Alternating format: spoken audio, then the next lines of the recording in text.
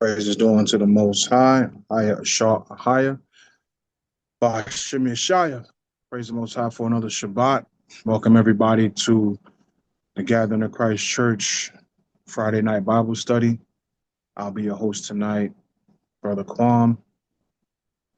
As always, we ask that you have a pen and pad ready to be able to take down the notes of the lessons. That being any definitions, any scriptures we have, so you can go over them. You can, if you need to teach anybody, you'll be able to do so. Um, with this lesson. Tonight's lesson is called Wheat and Tares. Um, as well as what else do I need to say? Oh yeah, if you need to ask any questions, or I forget, um, if you have any questions, if this is your first time, put it in the Q&A, write it in the chat. We normally have time for it at the end, or make time for it. Even if we go over, we still try to make time for you guys to be able to ask questions.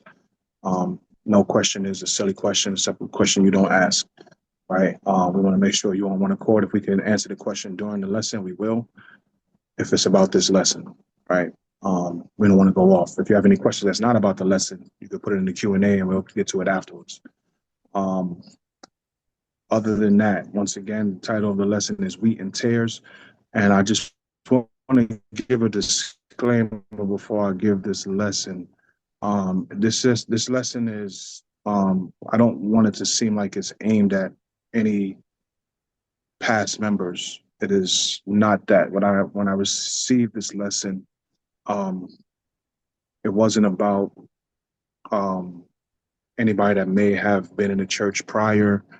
It's more about future occurrences, right? For those people who are part of the church now, the dangers of not necessarily anyone who has left, whether on good terms or bad terms. This is more necessarily about guarding your spirit against current and future attacks, right? Because as you saw, the last lesson I gave was titled, I think it was titled New Reprobates or something like that, something about reprobates, right? The word reprobate means a reject. And what you tend to find on Facebook and many social media networks is that you're going to find many people who feel like they were called to do what they're doing now. As a matter of fact, I had a conversation with somebody today, if I'm not mistaken. I put up a post about, I saw somebody posted something about women need to separate themselves on their cycle time for 7 days, and they need to not touch anything in the house, and they need to not cook any food. And I posted it because I'm like, this is the issue that we're having in the Israelite community. These doctrines that we can find in scripture, but you may not be able to execute.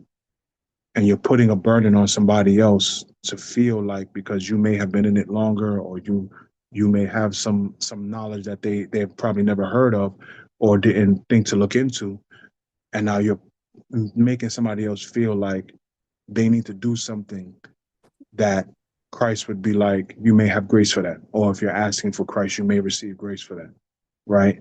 And like I told the person, financially, and situation wise, just based on where many of us live and how just the way our finances and our houses are set up, it would be impossible for that to happen.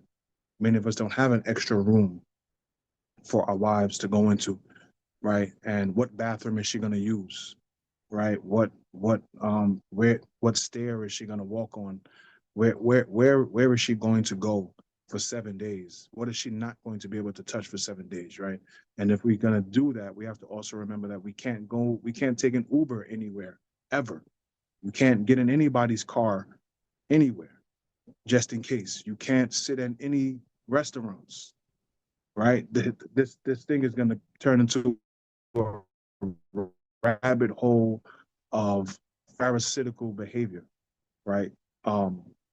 If we were in our land and we were practicing 100% or near 100%, it would probably work. But no, none of these laws are going to work. None of those type of laws, right, are going to work. Now, the law is not a reprobate law. The person teaching it is a reprobate because he's trying to put something on to somebody that he necessarily would not be able to do himself, right? So like I said, so these lessons, right, that I've been receiving, a lot of them have been coming from the Most High for us, for our protection against becoming rejects and being able to identify what would make us that in the eyes of the Most High, right? So like I said, the wheat and the tares, though it may sound like it, I'm not talking about anybody that you know. I'm not talking. It didn't come to me because of that. This is coming from my interactions online with people who have not been a part of this church, just based off of what the Most High is telling me to teach his people to protect them against what is to come, right? And I think that the wheat and the tares is important because a lot of people have the idea. While I'm doing that, we're going to get the parable of the wheat and the tares. We're going to go to Matthew 13 and 24, 13, 24 through 30, right? So I think that people have a misconception of what the wheat and the tares really is. Some people feel like if some people feel like them being separated is them being told that they're a wheat and that they're growing over here as wheat. And that if you stay where you're at, or if you continue to believe what you believe, that you will be a tare. And they will try to pull you out of where you're rooted, right? And bring you over to where they are, right?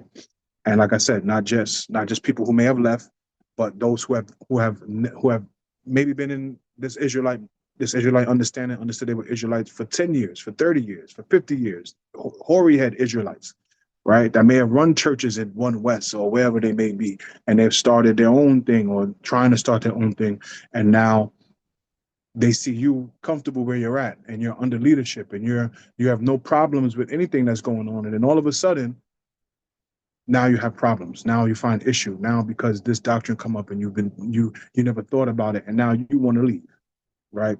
So I would caution you against that because where the Most High put you spiritually is normally where He wants you, right? Until He removes you.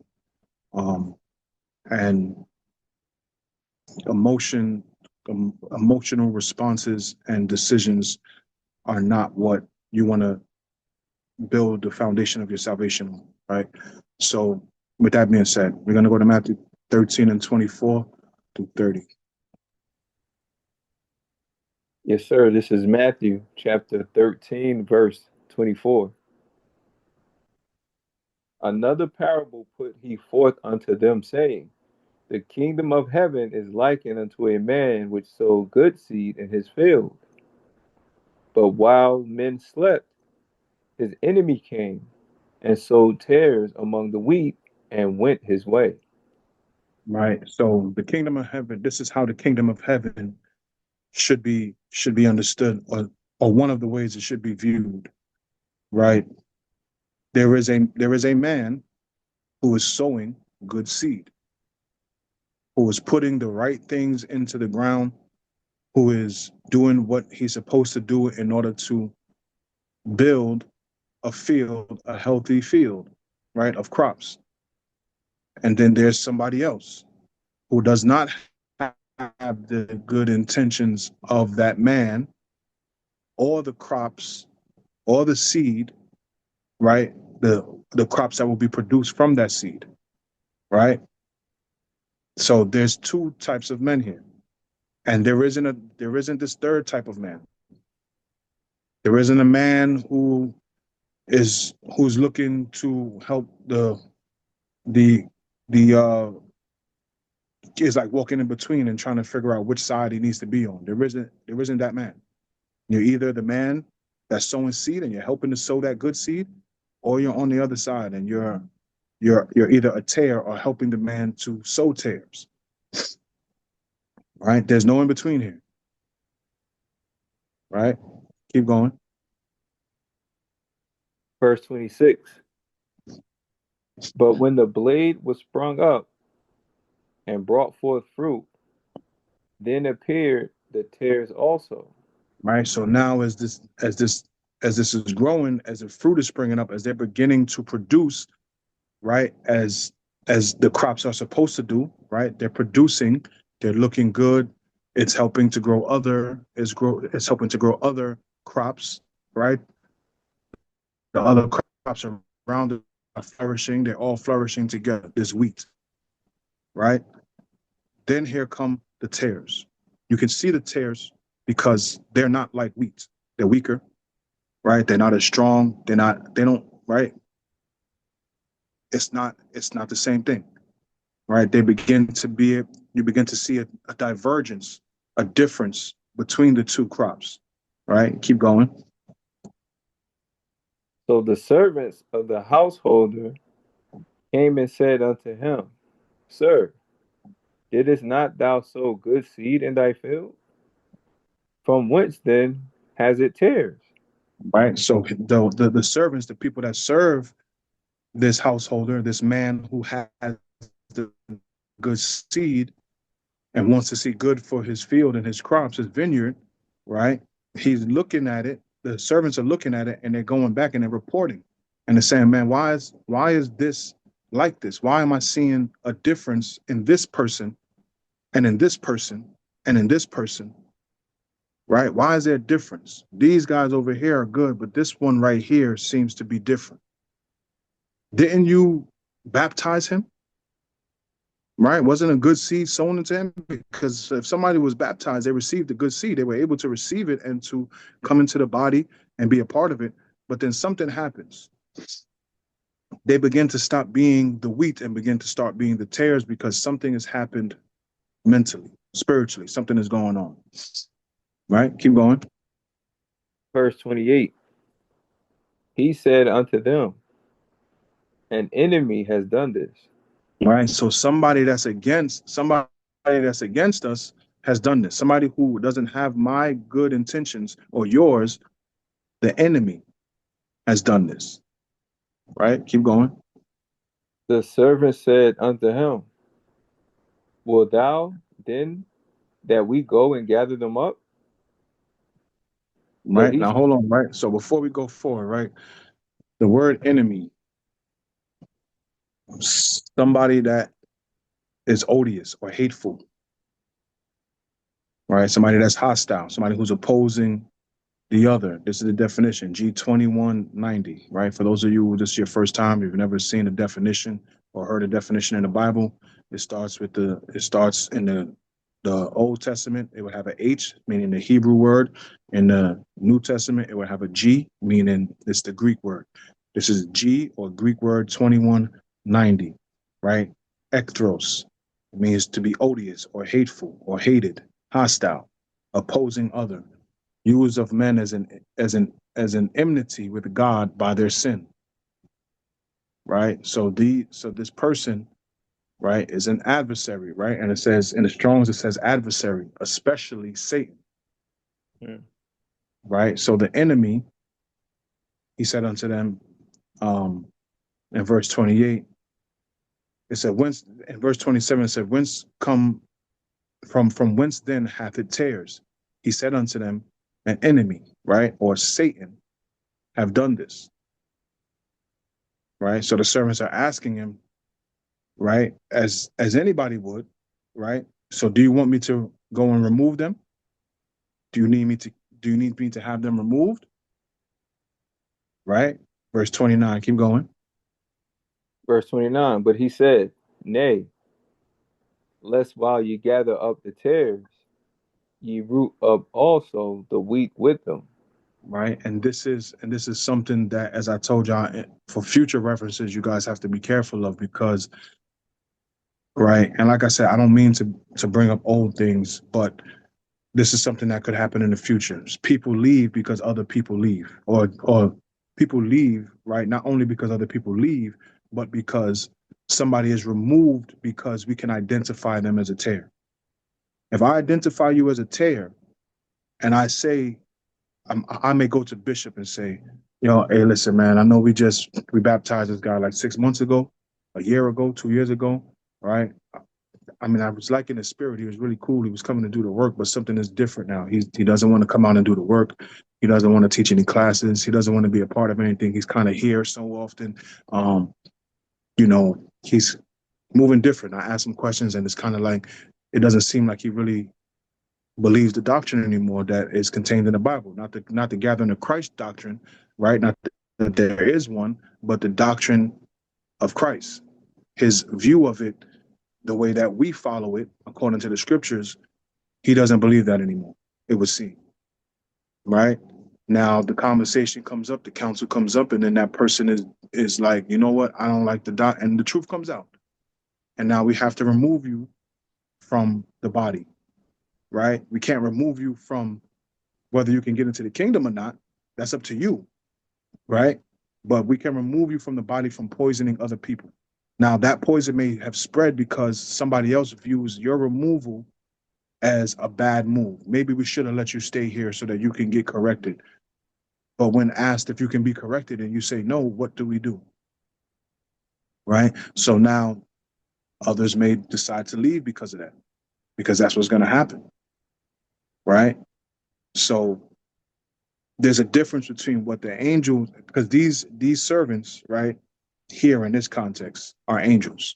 And this is Christ talking to them. So there's a difference between how they can be removed and how somebody can remove you physically from the church. The angels, this and this is the most important part of the lesson. The difference between what Christ is going to do and what we do is two different things, right? So what we want and what Christ wants is the same exact thing. We want you to make it into the kingdom, right? You're not going to get removed from the church right away. Counsel is going to happen. Leeway is going to be given. If the leeway is taken for granted, then to save the flock, we got to save the flock, right? But then Christ gives you leeway, and I'm going to show you the scriptures that Christ, there's a time period that you have. Everybody has a time period, right? It's called grace. You have a grace period, right? And the grace period that Christ gives you is important because without that grace period, who knows who would be left here, right? And it's going to show you, right? Keep going. Verse 30. Let both grow together until the harvest. Let them grow until when? Let both grow together until the harvest.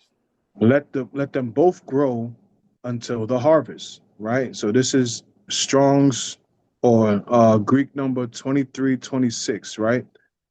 Harvest, the act of reaping. This is the BDB or the Blue Letter Bible definition, right? Of gathering of men into the kingdom of the Most High, right? Definition B, referring to time of reaping, the final judgment when the righteous are gathered into the kingdom of the Most High and the wicked are cast into hell forever. So we can't cast you into hell. I don't have that power. Nobody has the power to literally take you and cast you into hell, right? That's why I say fear the man who can kill the body and the spirit, because no man on earth can do that. Only Christ can do that. So this harvest time is a time of when men are going to be separated to go into the kingdom, men and women to go into the kingdom, and those who are going to be separated to go into hell. Right? So there's a difference. So we're going to be growing together. We're on Facebook. We're on Instagram. We're on YouTube. We're in the world, right? We are all claiming to be Israel. So if you look into the field of Israelites, right? And I want you to put that into the perspective, not into the field of the Gathering of Christ Church or the field of the IUIC members, but into the field of Israel, the Most High's vineyard, those who understand that they're Israel. We are all growing together. We're having interactions, we're having conversations, we're trying to work things out, we're trying to get onto one accord, hopefully, right? Some people are super negative, some people are super positive.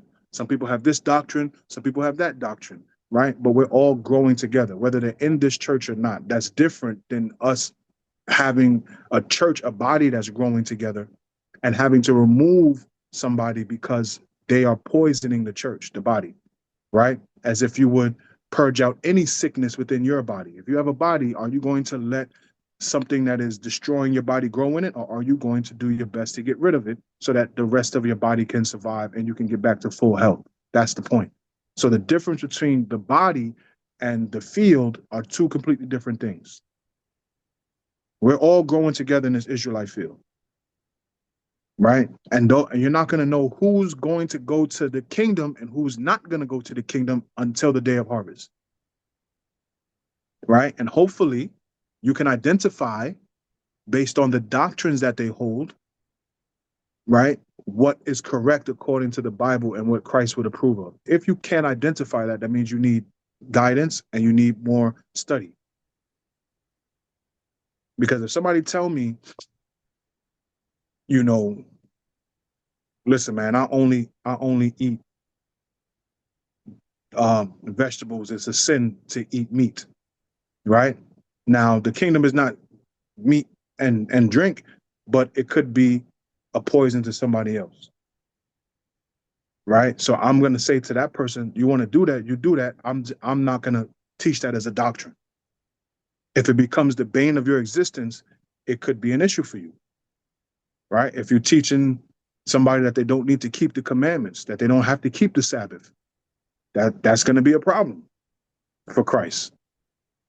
He's the Lord of the Sabbath. You can't teach somebody that they don't need to keep the Sabbath, right? Outside of the Israelite community, or people who have been a part of the community, know that they're Israel and left and now are following, going back to following Sunday worship or whatever they're doing, and trying to teach people that they don't need to keep the Sabbath anymore or identify as Israel, right? So there are doctrines that you have to be on the lookout for that can turn you into a reprobate, that on harvest time could cause you to be thrown into hell, right? But let's read verse 30 again. Yes, sir. This is Matthew chapter 13, verse 30. Let both grow together until the harvest. And in the time of harvest, I will say to the reapers, gather ye together first the tares. Right now, you see, the crazy thing is that he's not gathering the wheat first. He's gathering the tares. He's separating the tares.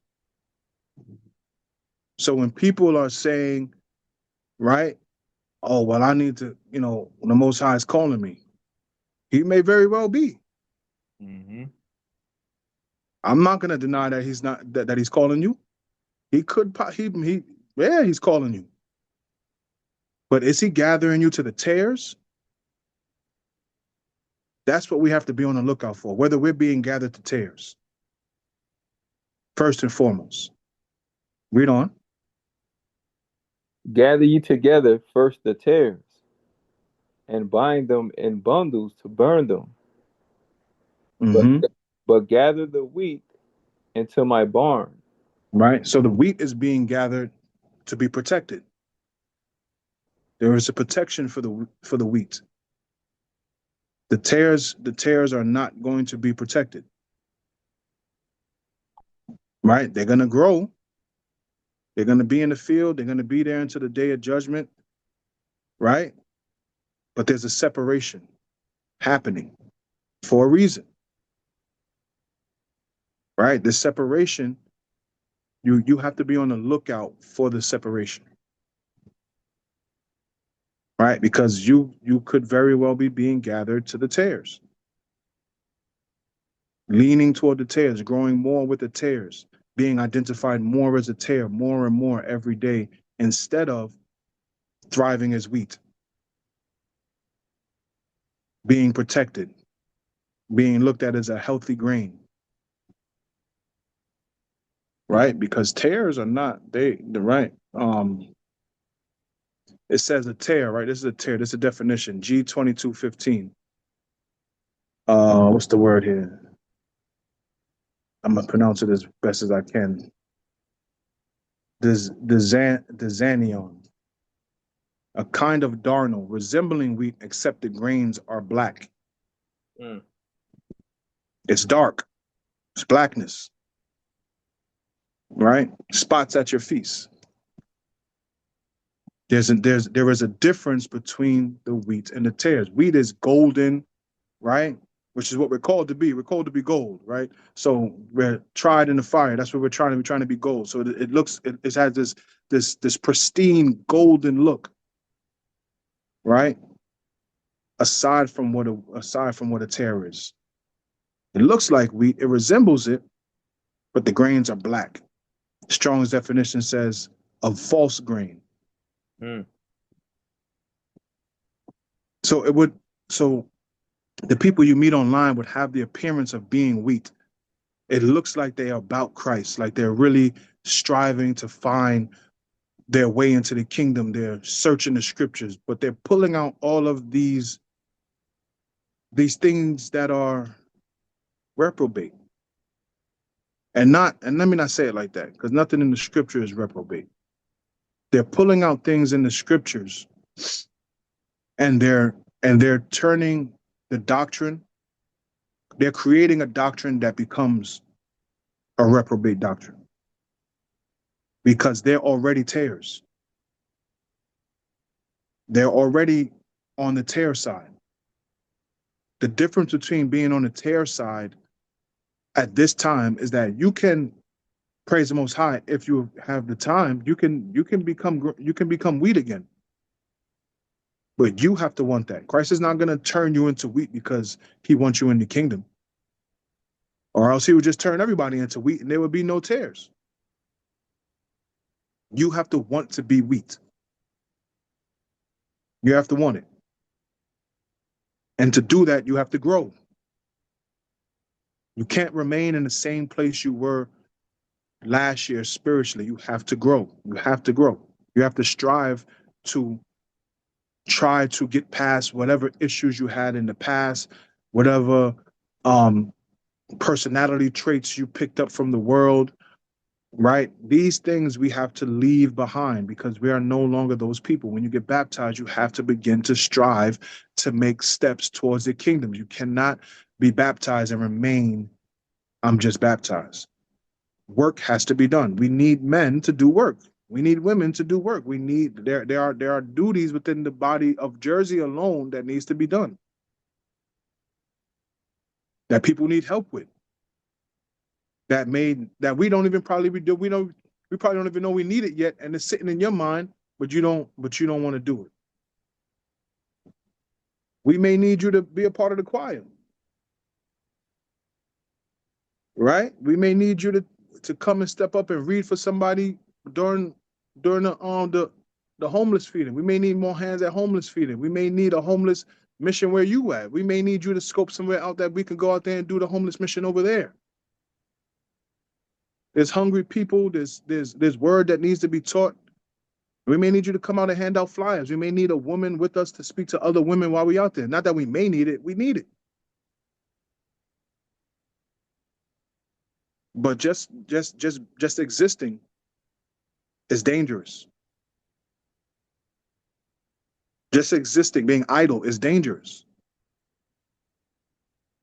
Right? Because most of the people that I see become tares, or that me personally, that I would deem a tare, are usually idle. They don't want to do nothing, and they struggle with things. Their life gets harder and harder, and they wonder why until they give up. Not necessarily a doctrine pulls them out, not somebody that they saw online pulls them out. They do it to themselves because life gets the pain, the toughness of life, the punishment, the chastisement that the Most High is putting on you for not using the gifts that He's given you. It's become so much that you think God is not with you anymore, and then you leave. That's normally how it happens. And of course, we have the other side, like I said, the people who do go searching online and wind up getting pulled out by other doctrines and things like that. But normally, it's the pressures of feeling like God is not with you, like He don't got your back. Like, what am I still doing this for? That's the dangerous part of being idle, right? We finished on that, right? Yes, sir. Gather first the tares, bind them in the bundles to burn them. Right. So there's going to be a burning of the tares. You got anything you want to add on that before we move on? Now, I think it was interesting in how they were instructed to let them both grow together. And the thing is, they're growing in two different directions, Mhm. right? One is growing um, and works towards the kingdom, towards the Most High, and one is growing apart, growing further away. So they're revealing themselves, like you're saying, by not taking heed to the job description that's provided. We're called to put our hands to the plow. So all these things are showing who's taking heed, who's growing closer to Christ, who's growing further away. Go ahead. You know, and that's the thing for certain people, like the scripture is going to show you. A lot of people don't feel like they're growing away from Christ. They feel like this separation was meant to be. So I'm growing closer to Christ. It's you guys that's getting further away. Right. And that's that mentality that kind of seeps into other people, um, whether they're a part of the church or not. Right. You go online, sometimes you see brothers, man, your church ain't teaching you this. Right. Who are your leaders if they're not teaching you this? Right. And it's just like, if this the individualite community, because that's what I call it, right? The individualite community, not the Israelite, the individualite community is at an all-time high. And I see these reprobate doctrines all day. And if I was not guarded in my spirit, if I did not hear most of it all before and be rooted in Christ, I don't know if I would be with this church. There's so much stuff that, look, if you don't know, it sounds great. Like some of the stuff they say, I'd be like, yo, man, that sounds. If I didn't know any better, I'd be over there with this out. Hmm. But it tells you that even the elect shall be fooled. Hmm. Right. So if you're a tare and you're dark and you're growing black fruit, how black is that fruit? How dark is that light? It's light, but it's dark. Like you're shining darkness, which is like an oxymoron. It's like a total oxymoron. You're shining darkness. You're glowing black in the spiritual world. Let's go to Jeremiah 23:1.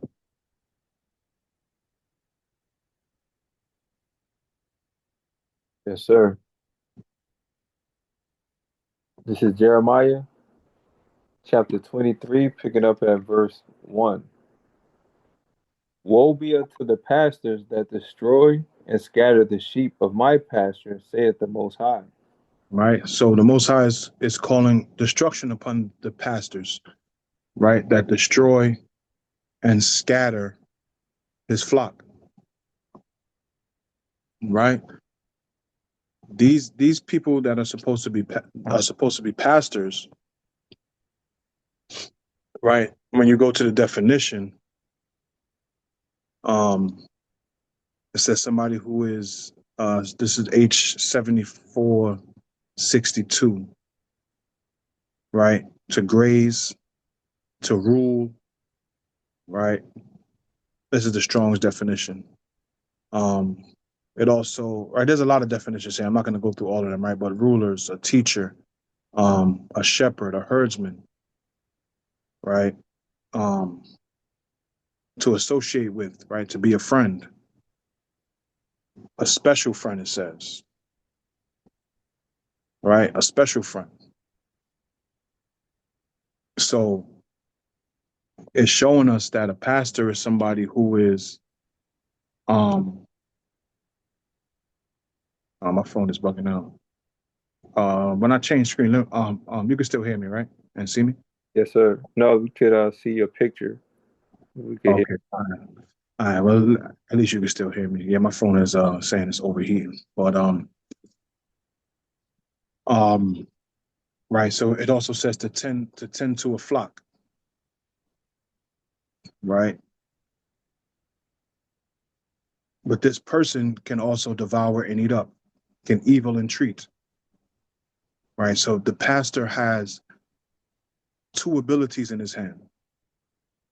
He can lead you, right, as a special friend, as a herdman, as a shepherd, or he can waste you, depending on what the context is or what they're doing, right? They can be evil. They can entreat you evilly as well,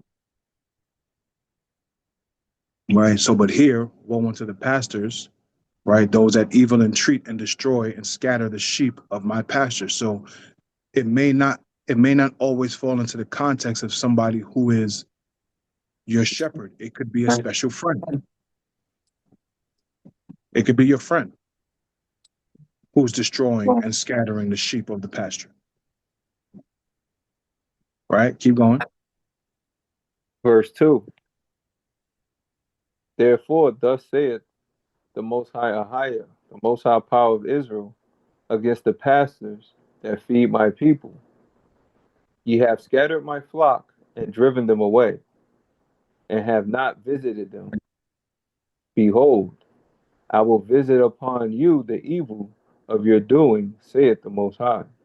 Right? So the Most High is saying he has a special place for these type of people. I have a special place in my heart for you. You are scattering it, the flock, and I've right, and these are people who he has set up, right? The pastors that he appointed to feed the people, right? You're scattering the flock. I gave you this gift, and you're using it to drive people away from me. So you may have this gift of gab, you may have the ability to build lessons, you may have this profound understanding that the Most High was able to give you, the wisdom he gave you to use the scriptures, and all of those lessons you build and all of the things you have, now you're using them to turn people away. Right? And not all the time the Most High takes that gift away.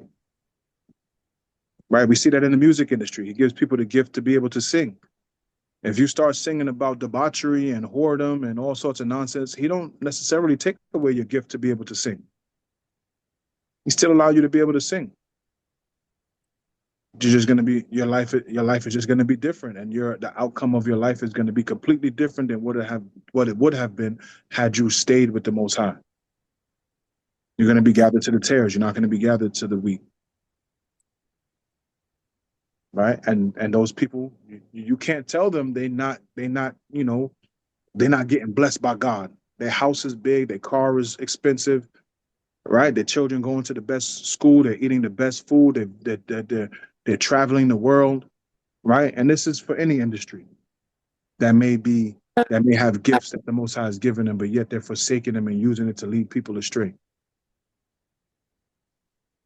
Right? The Most High doesn't necessarily take the things away. You have that time period before the harvest. You have time before the harvest, or at least before you're harvested, right? Or I shouldn't say it like that, but before your day of judgment, before the angels reap you and say, all right, well, the Most High is like, all right, well, this is his time. This is the day and time he's got to die. It's already set. It's already set. Can't escape it. Right? You're either going to see Christ return, or you're going to stand before him and get your judgment. Either way, it's going to happen. Right? Before he returns, I should say. Right?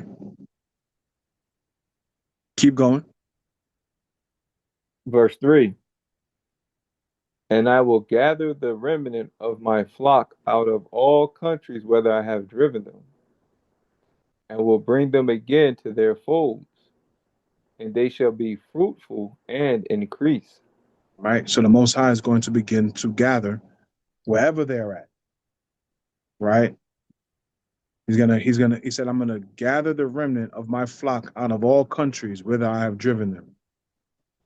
Right? And I'm gonna bring them to their folds. I'm gonna place them where they're supposed to be. I'm gonna put them with the flock, with the shepherd, with the leader I need them to be with. Because the individualites have this idea that you don't need leadership. The Most High has always set up leaders. And to be honest, nobody has liked any of the leaders the Most High has set up, except the righteous people. Right? Nobody listened to Noah. Nobody listened to Moses except for the righteous. Right? The righteous loved Moses, but those that wanted to do that didn't feel like Moses should be leading, or felt like they should have more meat, or felt like they needed more water, or felt like they shouldn't have left Egypt, they hated Moses. And if we look at all of the leaders, even Christ told you, you have killed all of your prophets. Every leader that the Most High had set up for us to get out of the situation that we're in, we killed or tried to. Right? Even Christ, the greatest leader of us all, the wisest man of us all, the Son of God, they killed him. Right? And he wasn't trying to raise no earthly army. He wasn't trying to take down like physically the government. No, there was everything he did was spiritual. And they hated him for it. But the righteous loved him. That's the difference between the wheat and the tares. Keep going. Verse 4. And I will set shepherds over them which shall feed them. Right. So the question is, are you okay with being fed by the shepherds that the Most High has put over you? Are you okay with that? And at what point would you not be okay with that? Because I hear people say, man, I don't need nobody to tell me what to do. I'm a grown up. I'm a grown up too. I've been here longer than most people. And you know what? I still say to Bishop Aaron, I tell you, Bishop Aaron, can I do this? Bishop Aaron, I was thinking about doing this. You think it would be okay if I did that? I was at almost everybody's that people revere, or and whatever whatever type of respect they have, I was probably here before them. I was probably at their baptism or baptized them, stood in the water with them, whatever. So I could be like, I don't gotta ask Bishop Aaron nothing. I could just do it. I don't gotta go to leadership for nothing. I've been here longer than leadership. But I respect verse 4. I will set up shepherds over them, which shall feed them. So I go to the people who the Most High set up.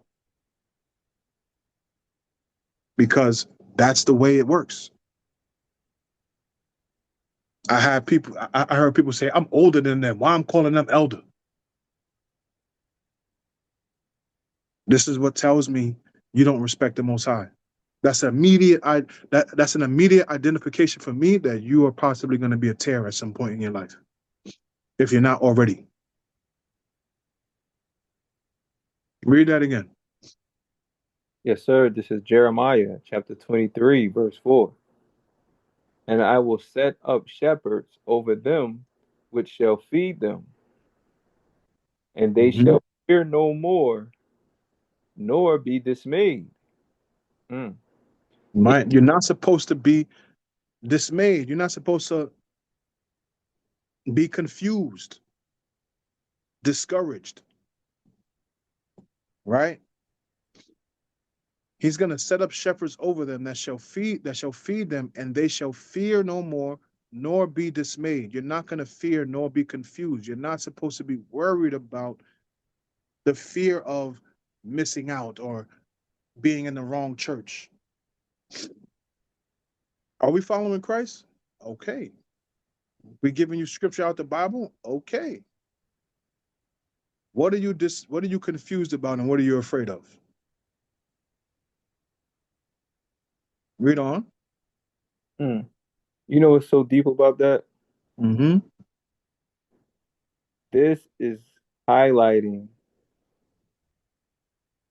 the reward for obedience. Mm. Because it's showing these shepherds are going to feed you.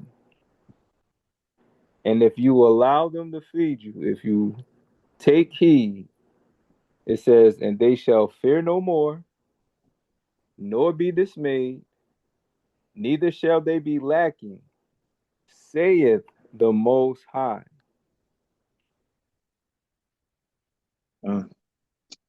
Saith the Most High. Right? You got any more on that?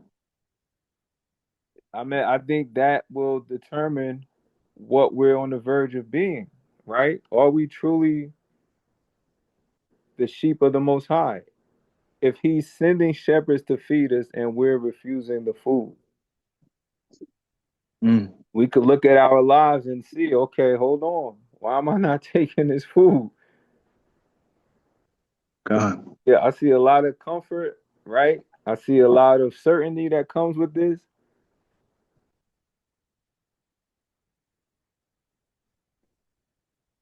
God. Right? When you look at a sheep, you think they just grazing, man. You look at a sheep when they shepherd is there, they grazing, they communing, they chilling. They're not worried about any of the dangers that are without. And they know that if a danger comes, they know to run to the shepherd. If they have any confusion, if they're worried about anything, they go to the shepherd. They don't run to the shepherd. They don't see a lion and run to the shepherd and be like, you know what? I'm about to run over here by myself. They remain secured under the shepherd. Right? And some people may think, well, I can't rely on your man. You're not relying on man, you're relying on the Most High, man. If the Most High don't want a man there, he ain't gonna be there. You know how I know? Look around. And people will tell you, listen, man, I chose this on my own. I know. Did it on your own. That's precisely what the Most High is trying to tell you. You did it to yourself. We're gonna jump down a little bit because time is getting short. Give me let's stay in the same thing. Let's drop down to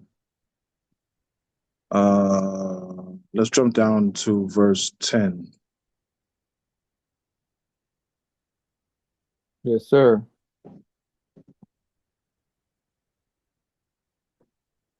Dropping down to verse 10. For the land is full of adulterers. For because of swearing, the land mourneth. The pleasant places of the wilderness are dried up, and their course is evil, and their force is not right.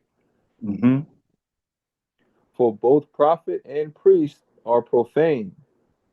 Yea, in my house have I found their wickedness, saith the Most High.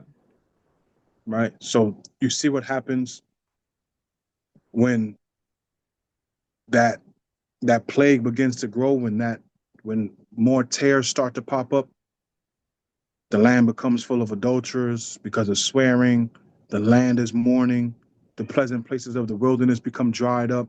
Like we lost our land because of tares, not because of the wheat. The wheat was safe, but they still had to deal with what the tares caused: the turmoil, the destruction, the death of prophets, the loss of land. They still had to deal with that. Right? You could look at the book of Maccabees, you could look at, you could read Jeremiah. Well, we're going through Jeremiah. Read Isaiah. Look at what we had to go through. Right? We lost good people because of tares. We lost our homeland because of tares. We lost our Lord and our Savior because of tares. For both the priests and the prophets are profane. And where did he find them? In his house. Not outside. Outside, we already know there's a bunch of wickedness going on. But in the house of Israel, Keep going. Verse 12.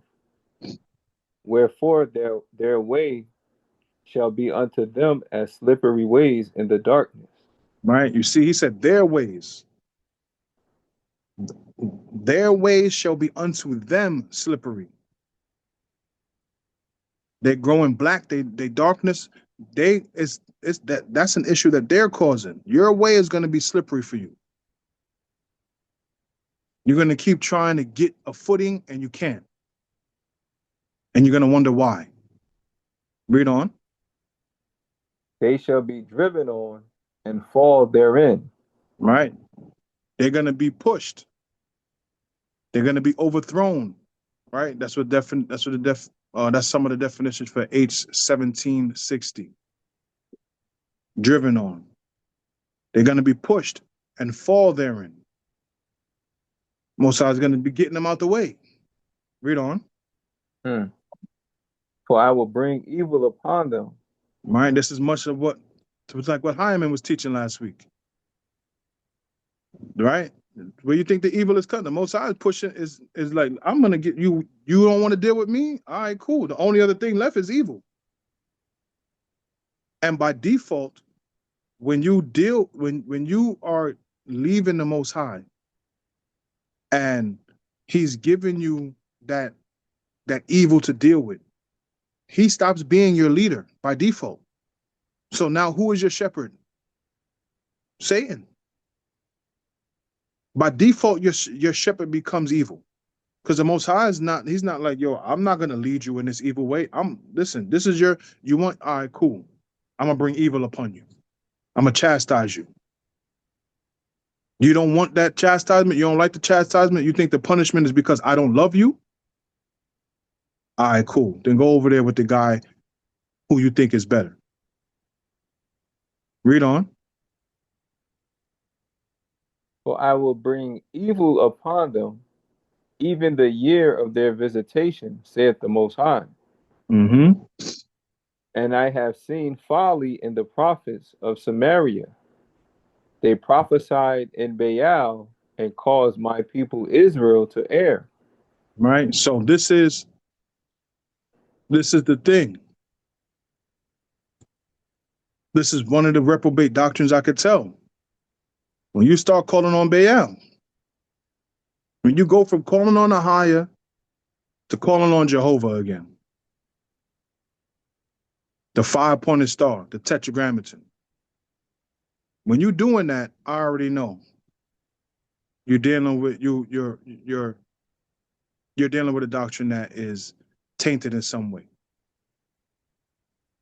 right? If somebody telling you, man, listen, man, the name of God is not a higher, right? We need to be calling on Jehovah. You need to step back and examine that person, because that automatically is telling me that they're not dealing with the Most High. He said, "Don't call me Baali." He said, "Don't call me that. The symbolic name for Jehovah. No, do not call me that."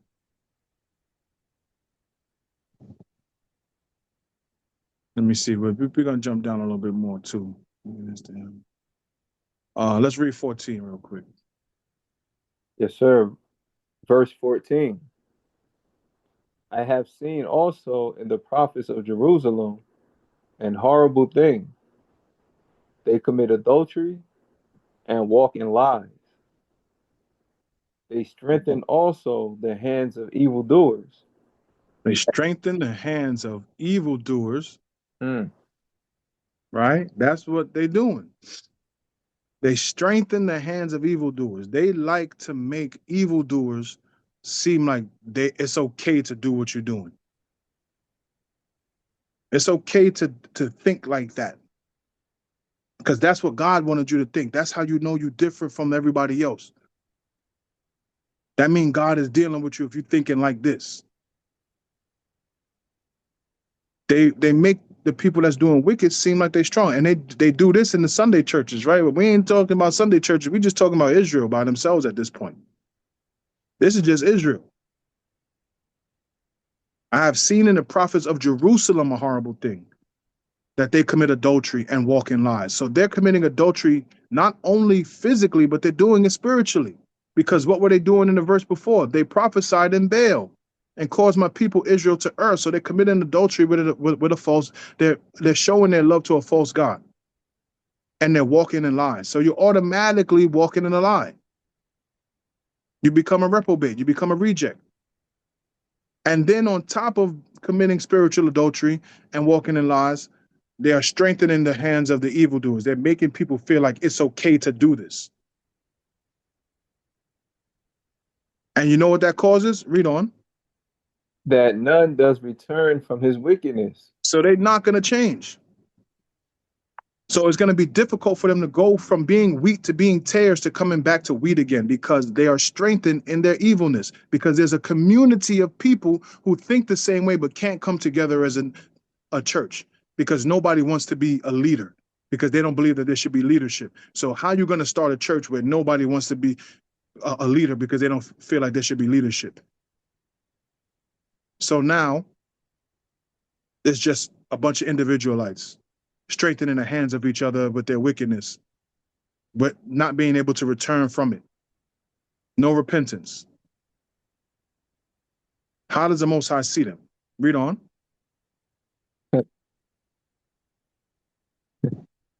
They are all of them unto me as Sodom, and the inhabitants thereof as Gomorrah. Right? So what happened to Sodom and Gomorrah? Right? Fire and brimstone. It got burned up for its wickedness, for its ability or its love of being a tare. What happened in Matthew? What Christ said is going to happen on the day of reaping. It's going to be burned up. The tares are going to be burned up, like Sodom and Gomorrah.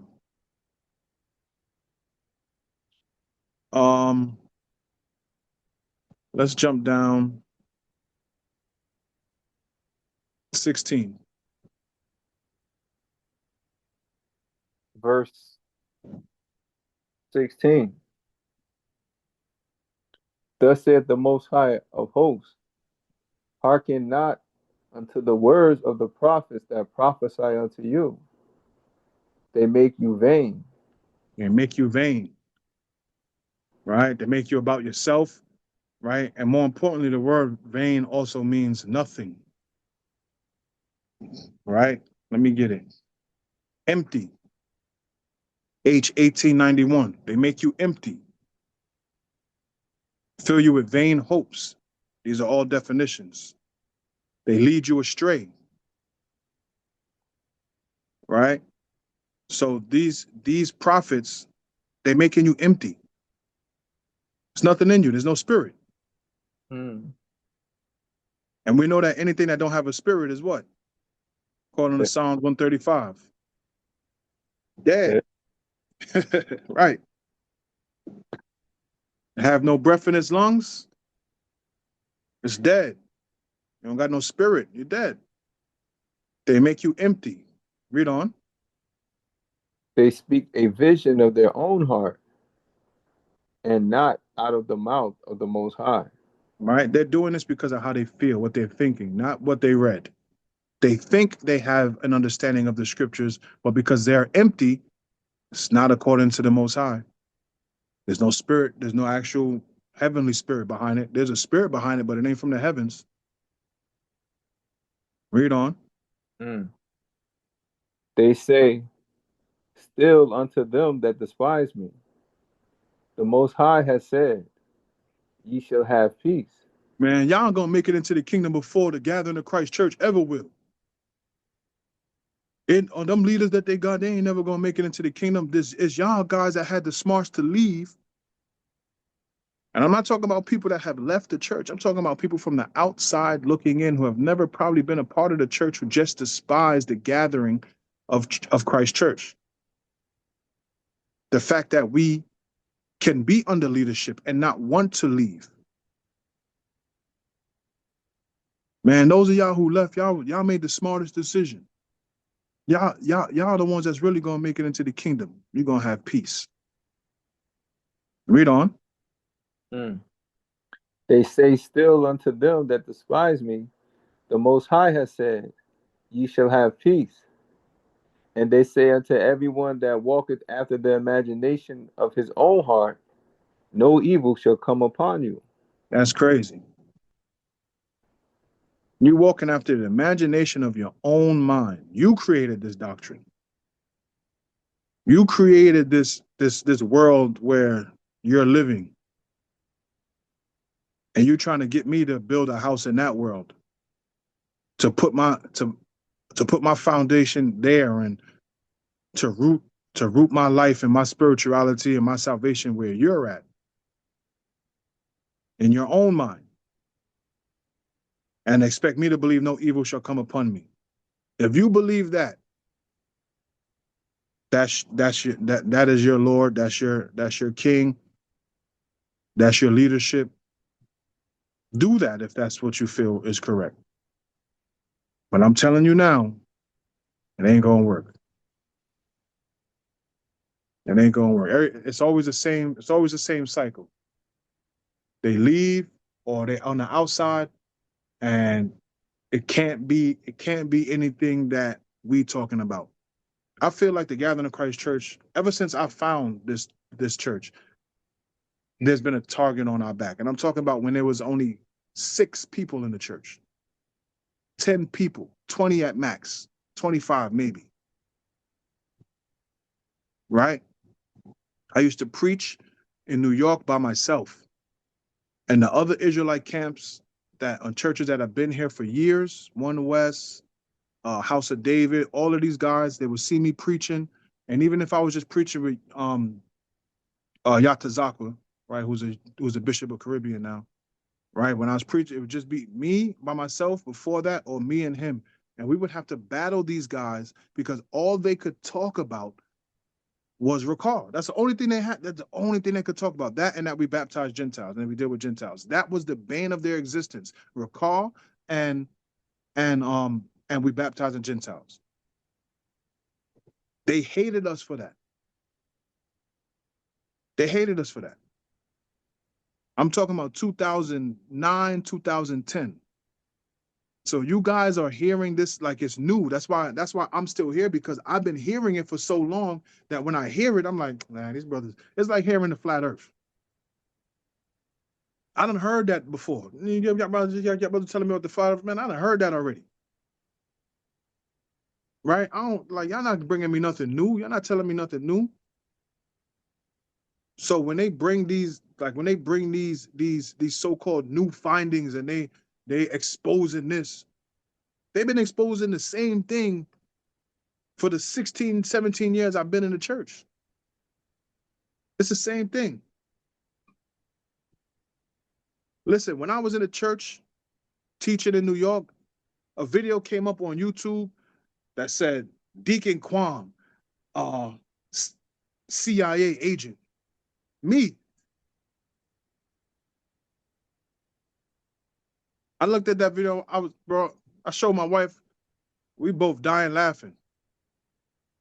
And the brother he got evidence. Joe is crazy, bro. Joe is crazy to me. It was like a 30-minute video, it was like a 15, 30-minute video, because that was back before you could upload the videos as long as you could upload them now. You know what I'm saying? I'm talking about like 2011 when I came back from Egypt. They got pictures of me and my old life and my rap videos, and he's comparing it and telling you like your iTunes and Deacon Quam is the same person, and he the only reason why he transitioned because he's a CIA agent now in the Gathering of Christ Church. I'm telling you, you can't trust these ox. Come on now. If that video came out right now, people would be circulating that video and they would believe it. I'm telling you right now. And no matter what I said, I wouldn't be able to convince people that I wasn't a CIA agent. So whatever you guys are hearing, I heard it already 10 times. So that's why when I tell y'all don't worry about what they're saying, I mean don't worry about what they're saying, because it's 90%, 95%, if not 100% not true. There's always a sprinkle of truth in a lie. Right? It's always like that. They got to sprinkle some truth into the lie, or else you would not be able to believe it. What verse we at? 16? 18. 18. Keep going. We're Verse gonna read to we're gonna keep going. I'm gonna see where we're gonna stop. There's something here I'm gonna pull up. Yes, sir. This is Jeremiah chapter 23, verse 18. For who has stood in the counsel of the Most High and has perceived and heard his word? Who has marked his word and heard it? Behold, a whirlwind of the Most High is going forth in fury, even a grievous whirlwind. It shall fall grievously upon the head of the wicked. Mm-hmm. The anger of the Most High shall not return until he have executed, until he have performed the thoughts of his heart. In the latter days ye shall consider it perfectly. Right. So the Most High is not gonna stop pouring out this this whirlwind, right? It's going to fall grievously upon the head of the wicked. So when things begin to happen and people don't repent for it, as it tells you, like they feel like they no evil shall come upon them. They're going to do the imagination of their own heart. As long as you continue to think like that and feel like this is the path that the Most High put you on, and you're dealing with this whirlwind, and even before you get on that path, you begin to deal with the whirlwind. As you're dealing with that, and you don't return, the anger of the Most High shall not return until it have executed all that he have till he have performed all the thoughts of his heart. It's not going to return. It's not going to come off of you until you realize that the Most High is against your actions. He's trying to show you, listen, you're going down the path of being a tare. You're baptized, right? I want you in the kingdom. I called you out the world. And you want the exact opposite that I want for you. So now I have to chastise you for it. Your father would if he was on earth. Your father will punish you for doing the exact opposite that you're doing. And if you continue to do it, he will continue to punish you. It don't mean that he don't love you. It means that he's trying to get you to change. Right? But you won't understand that until you consider it in the latter days. In the latter days, it say, ye shall consider it perfectly. Later on in your life, you're going to look back, maybe if you're still alive, and be like, you know what? I should have listened to the Most High. I should have realized that. I should have just stayed here. Now you feel like you don't want to come back because you're going to be ridiculed or you're going to be looked at funny for coming back. So you stay an individual light. You watch the videos online from afar. But at least, you may still be able to make it into the kingdom if you repented. Right? Read on. Verse 21. I have not sent these prophets, yet they ran. I have not spoken to them, yet they prophesied. But if they had stood in my counsel and had caused my people to hear my words, then they should have turned them from their evil way. Right? He said, I didn't send these people. These people that's coming down your algorithm, that ain't the algorithm I got signed up for you. That ain't what I had in mind for you. I ain't sending them. If they stood in my counsel and caused my people to hear my words, then I would have turned from then when I turned them from their evil way. It's simple. You can stop being a tare if you stand in the counsel of the Most High. If you deal with the people whom he set up. If you come to Bible study. If you come to Shabbat. And you actually get something from it. You're taking notes, you're learning, you're trying to build with the Most High. You're trying to fix whatever the situation is that's in your life, or you're trying to take steps spiritually every day, every week, every year, so that you can be a better Israelite, a better Christian, a better follower of the Most High, a better child of God. If you're doing that, then yeah, the Most High's got you. And you're going to deal with situations that's going to feel like,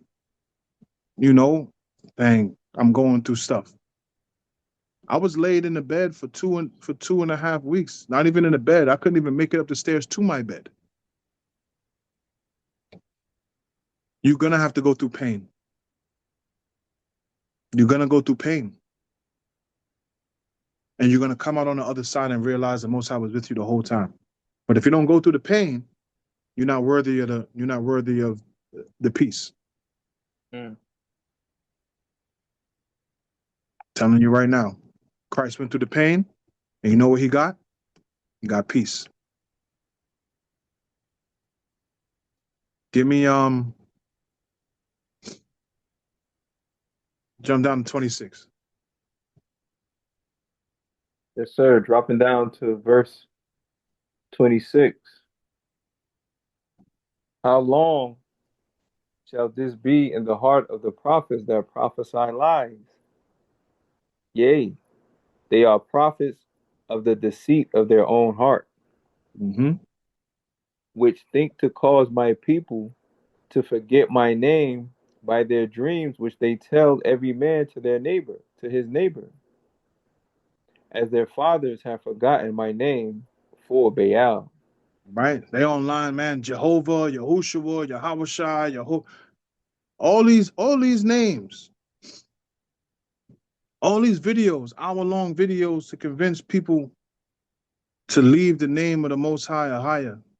2-hour, 3-hour videos and all this stuff going into who the elders are more than what they are teaching about who the name and why I should be calling on this name.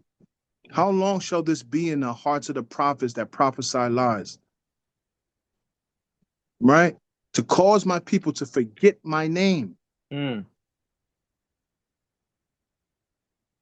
Every man, telling every man to his neighbor. How they doing that? They online, they Twitter fingers, they on Facebook, they on Instagram.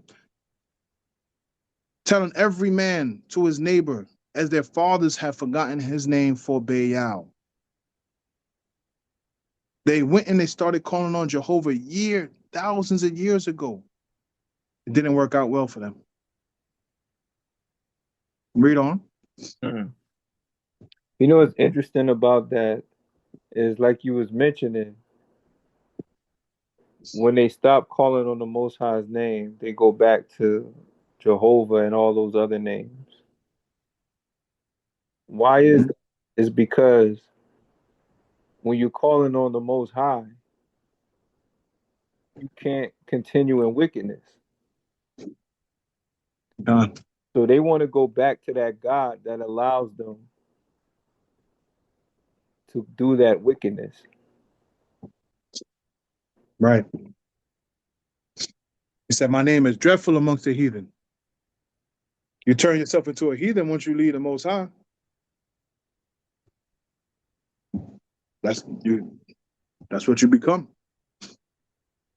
You just an adulterer, you're a heathen, you're paganistic. You become, when you turn your back on the Most High and decide that you're not going to call on his name, you don't want to deal with him in the capacity in which he has outlined. What else is there for you? You don't deserve his name. So yeah, you have to feel like the Most High sent you this message. It's easier that way. By your dreams, this revelation I had. And it's really a thought. You just had a thought. You've been thinking on it so hard that you had a dream about it. It wasn't from the Most High. That was your own thinking. Right? Read on. Verse 28. The prophet that has a dream, let him tell a dream. And he that has my word, let him speak my word faithfully. Right? If you have a dream, have a dream. That's cool. Read Martin Luther King. But those people that have my word, let them speak my word faithfully. Understand that what you're reading here is a fact. It will come to pass. It is for you. You need this faithfully. That's what it means. Without a shadow of a doubt.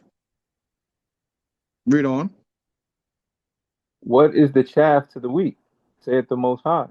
What is the chaff to the wheat? Right? The chaff is the wheat that I forget how to define it. Let me give you out a proper definition. Let me see if it defines it here the way that I understand it. Like the refuse or the Right. It's it's like stubble. It says the refuse hum or stalks of grain. Right. It's the there's a good way to describe it. Let me see if I could let me see if I have it defined. If I could grab the definition. like the husk or something. Yeah, but it's like let me see if I could um I'm gonna try to get a modern definition of it. All right, so refuse hum is chopped straw, stalks of grain, stubble, stubble left over from threshing, right? So after you've after you've pulled up the yeah, like after you separated the wheat, you'll have chaff, Leftover. right? It's whatever's left over. It's the leftovers, right? So chaff is the leftovers, right? So he's asking, he said, what is the chaff to the wheat, right? Saith the Lord. What is the leftovers to the wheat, to the real crop, the crop that's going into the barn, to his storehouse to be saved, and those that are just left over, right? Those that didn't make it to be wheat. They tried. They may not have also been tares, but they just didn't put forth any effort. They left over. They like in this place where they're not wheat, but they're not tares. They chaff. They could have been wheat and they could have been a tare, but they didn't even choose. They weren't hot or cold. What are they? They warm. That's what chaff is. Chaff is warm.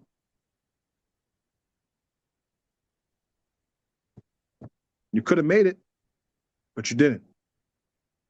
You didn't want to put forth any effort to be hot or cold. You just sitting around hoping to make it. And when the reapers come, not enough. You just fall. You're just falling. You're part of the threshing floor. And what happens to that? It becomes like it says when you get the definition. It tells you it's stubble, fodder for livestock, chopped in the threshing and used for fodder. So what is going to happen to the fodder? It burns too. That's the dangers of being idle. What are you doing for the Most High? You want the Most High to do a lot for you, but you don't want to do nothing for Him,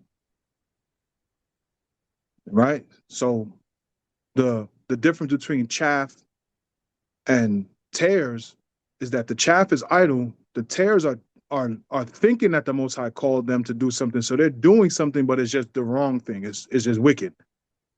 And the wheat is all the way for the Most High. They faithful. They understand to follow and do what they need to do. And the chaff is just like, eh, I got baptized. I'm good. I got baptized just in case. You know, I'm gonna fulfill my quota for the month. That's it, right? That's the dangers of being idle. You could be chaff, which will also be burned. So you got to be careful, right? Let's go to Jeremiah 12 and 1.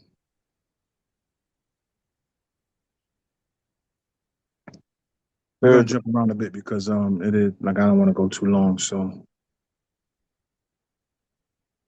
yes, sir. This is Jeremiah chapter 12, verse 1.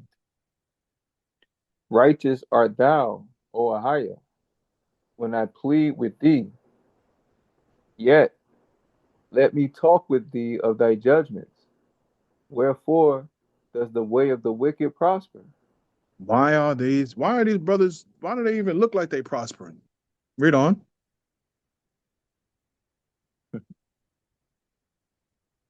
Wherefore are all they happy that deal very treacherously? Right. And you look at some of them, these brothers seem like they happy. You know, you don't really know what's going on behind the scenes, but they just seem real happy to talk down on the body. Joyous. Right? Like why are you letting them prosper, Lord? Wherefore are they happy that deal so treacherously? Read on. Thou hast planted them, yea, they have taken root. They grow, yea, they bring forth fruit. Thou art near in their mouth and far from their reins.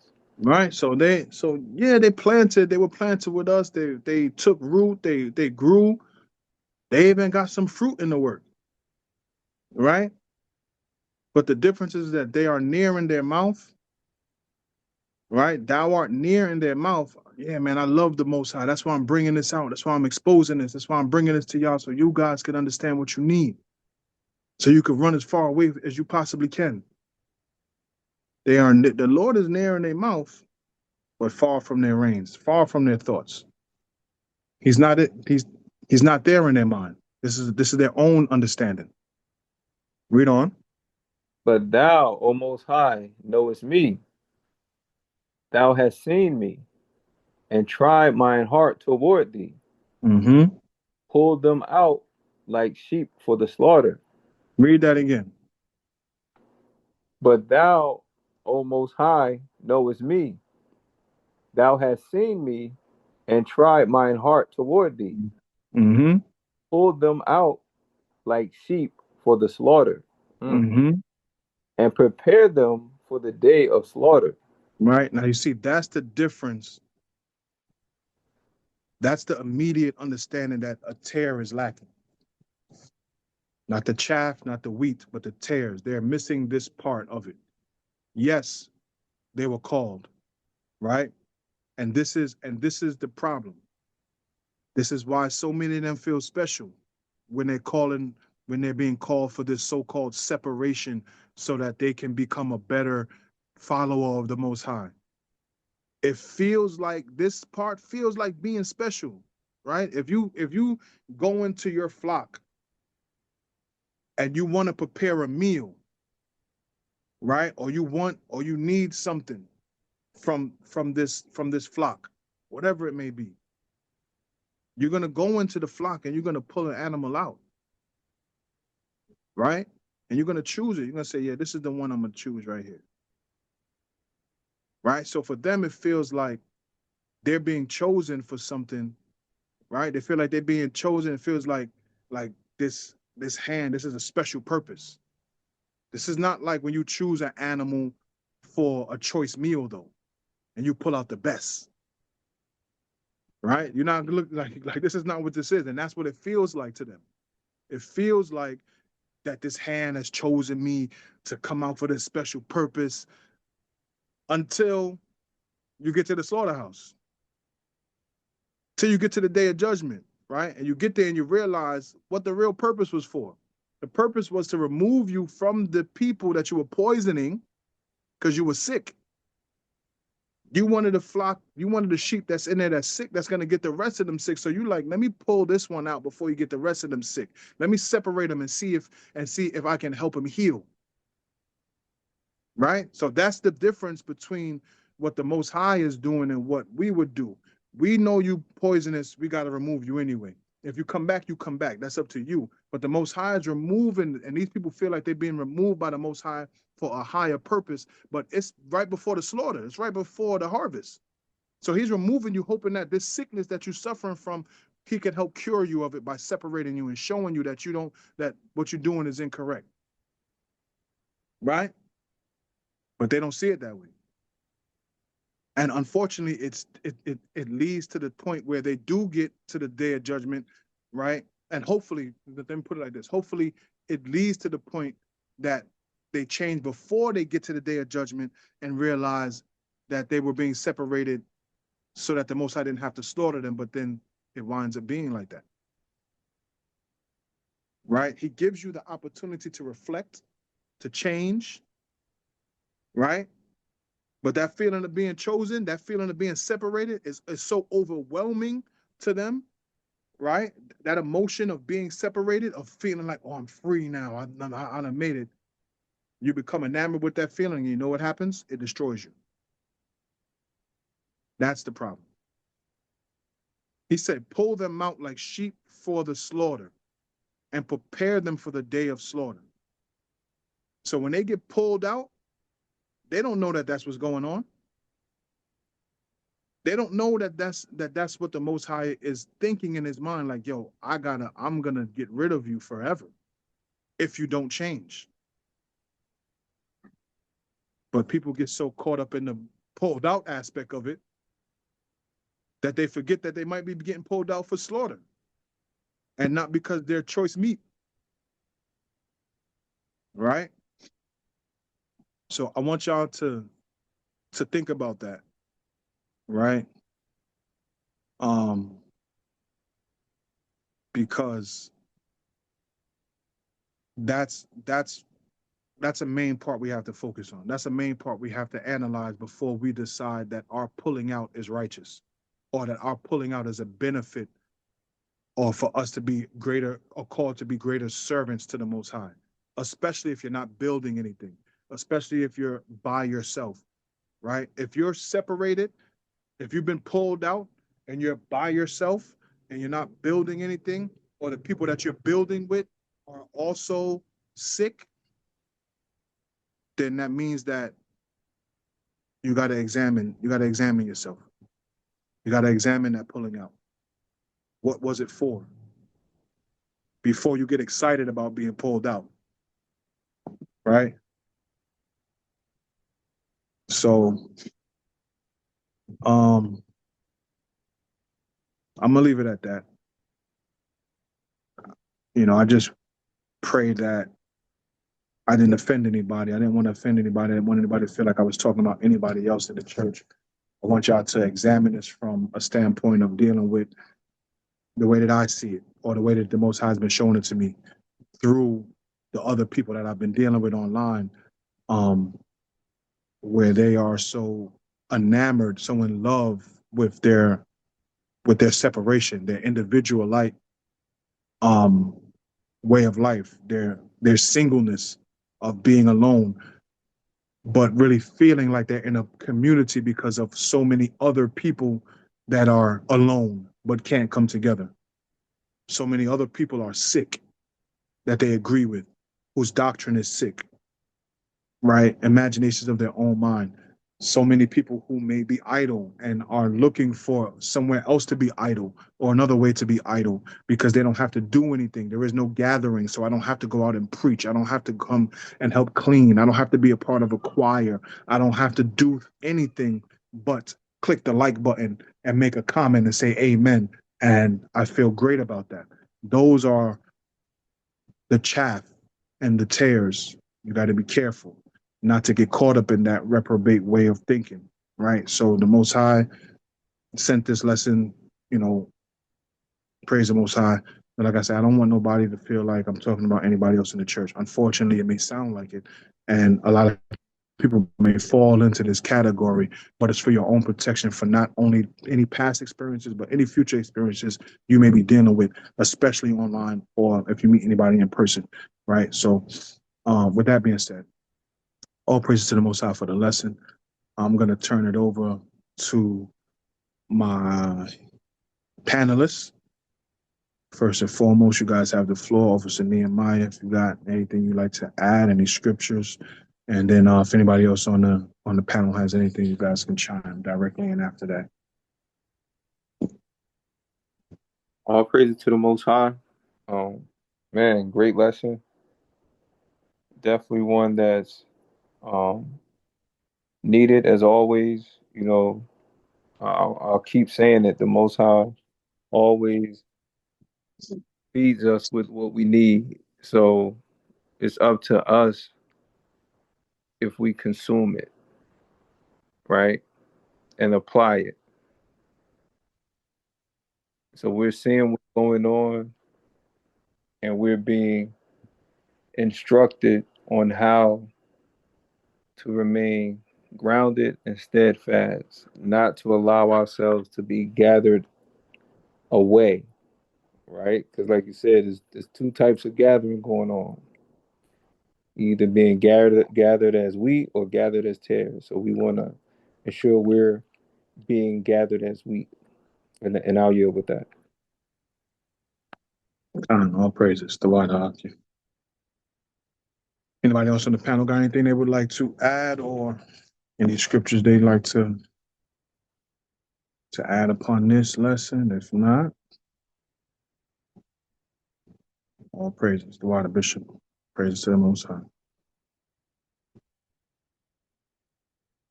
All right.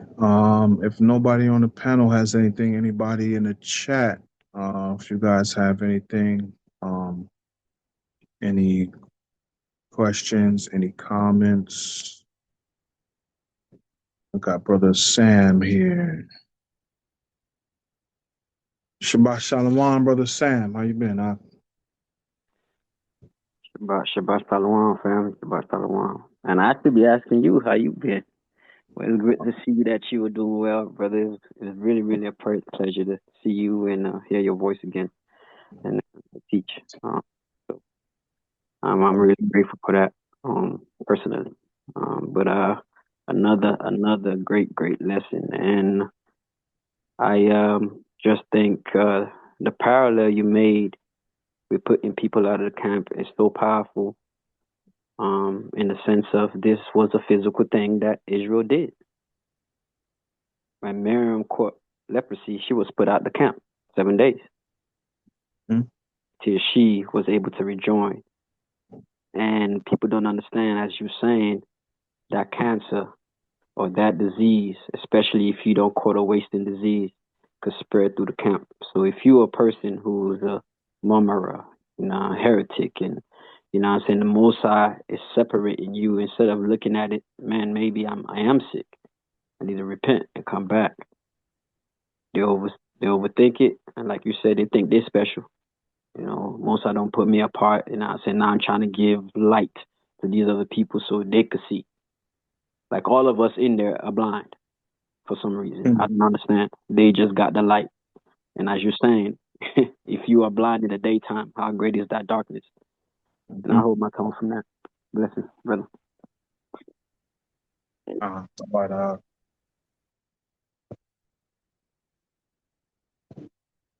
Yeah, that's another thing. Like, if people are coming to you within the body and trying to counsel you before you get to bishop or deacons, or even the elder, if people are coming to you and trying to counsel you and trying to, tell you, nicely about some of the things they've seen, or, trying to, humbly tell you, maybe, I don't want to engage in this type of conversation. I feel like I'm murmuring, and you get offended by that. You gotta take a step back for a second. You may not like the assessment, but as a good child of God, as a follower of Christ, you still have to examine that comment, that assessment. You still have to take it into account. You cannot ignore it, because ignoring it means that you are in the imaginations of your own heart. You believe something that you want to believe.